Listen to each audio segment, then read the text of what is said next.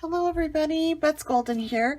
I had a couple requests for how to make a shadow box insert for your traveler's notebooks. I made a page topper for my happy planner. This is it, and it's like a shadow box. So it's some dimension and stuff. It's pretty cool. And a couple of people asked me, they're like, hey, can you do that for a TN? And you can, so I'm going to show you. What I'm going to show you is the basic rule of thumb for all of them. And what that is I'm going to make it for a little pocket TN. This is something that, this is an old Planner Society one. It's super cute. I sadly have never used it, but I thought that this would be cute in here. So this is for a pocket TM, but how I'm going to tell you to do it, you just have to change your measurements and the process is the same. Okay, so what you're going to do is you're going to measure your TN, and this TN, a pocket, is 3.5 by 5.5. So what you need to do is you need to first cut a base that is this measurement.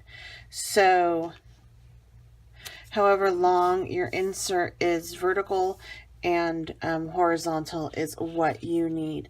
So I'm going to need a sheet that is 5.5 by 7, 2 of them.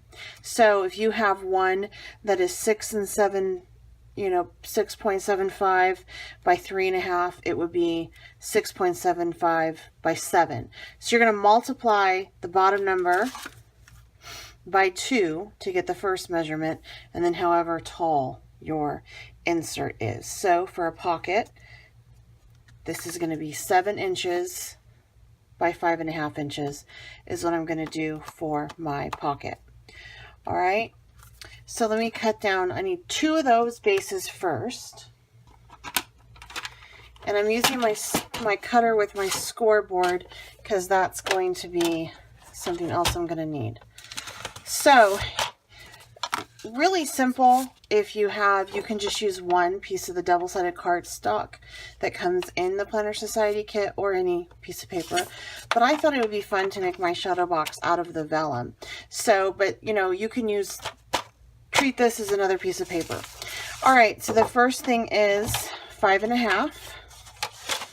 So I'm going to measure this down to 5.5.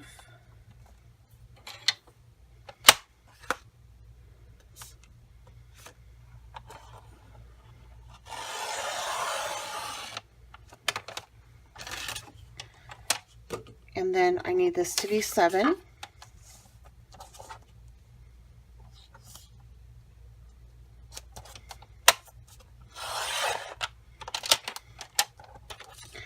And then I'm going to do the same with my second piece of paper, or in this case, my vellum. 5.5.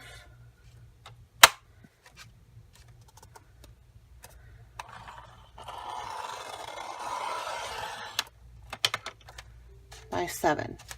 So basically you want to cut down 2 pieces of paper down to your insert opened, the length of it opened, and then the height. All right, now from here, this is going to be my front and back. So I need to take it and score it right in half. So basically how this would fold and wrap around my insert. So the 3.5 mark is where I'm going to score it.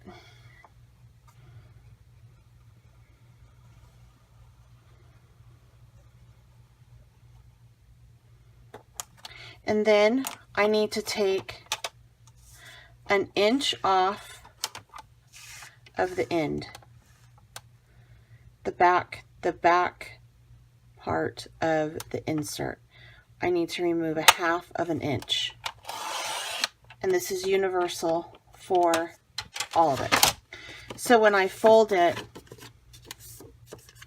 it's going to look like that. So this is going to be shorter than this size. Okay, so from here, I'm going to take this one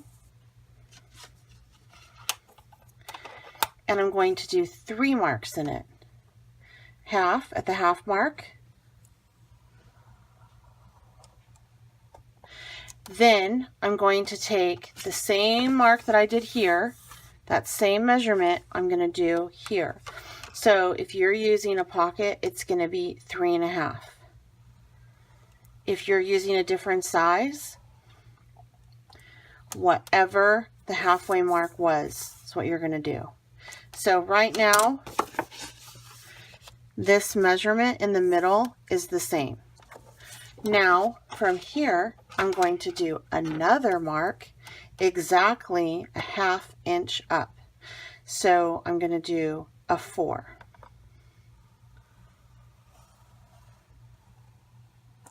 So for the third sheet of paper, I have a 1/2 inch, then my fold line, and then an additional 1/2 inch. Now on this one, we do want to cut off just a little bit on the long end. So the end that we have the 1/2 inch, we're going to leave that alone. But this is the end that's going to wrap around the back. So we just want to trim a little bit off of that, and it'll just help it fold so much smoother. All right. Now from here, we're going to go ahead and put a hole or some kind of shape right here so that we can have that shadow box frame effect. This is, I had some questions on this. This is the little cutter that actually comes with the circle, and it fits right into this groove or into this groove, depending on how you're doing it. So it all came together, and I got it probably 20 years ago. So this has had a very long life, and it is still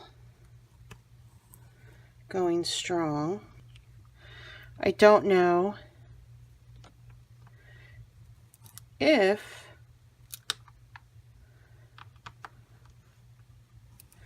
you can still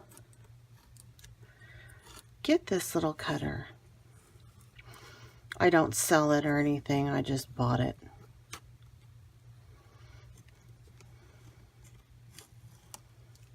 Okay.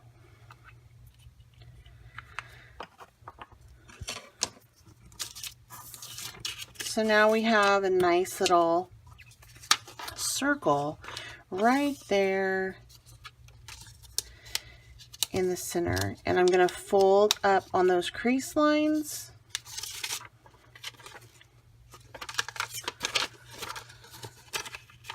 Before I start to adhere this.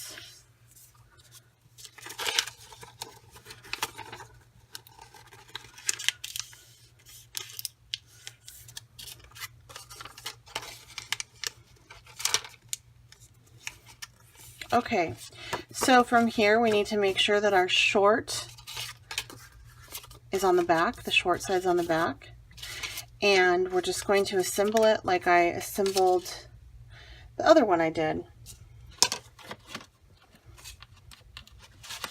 So I'm going to take just a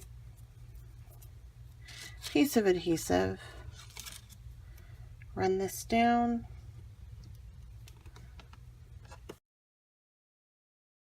I'm going to line the edge up with the crease, make sure it's straight,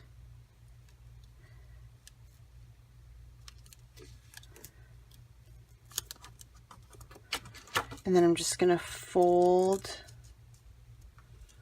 it over like so, and that'll pick up that.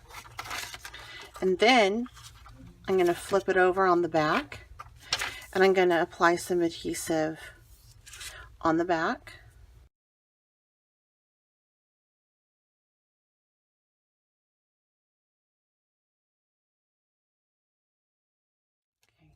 And then from here, I'm going to make sure that this first crease is even with the front side of my insert. And I'm going to fold it on over.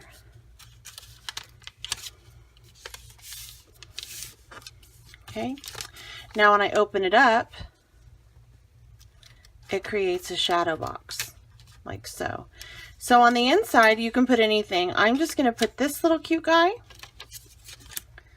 And I like to put my little image into the shadow box area after I have assembled the box itself, because I can line it up better. And then I'm going to go ahead and put this right about there. And I did go ahead and back it with one of the white cute little to-do images as well. And so I just kind of offset it and backed it. I think it's really cute. Okay, so that's going to go there. And I'm going to put this on the front.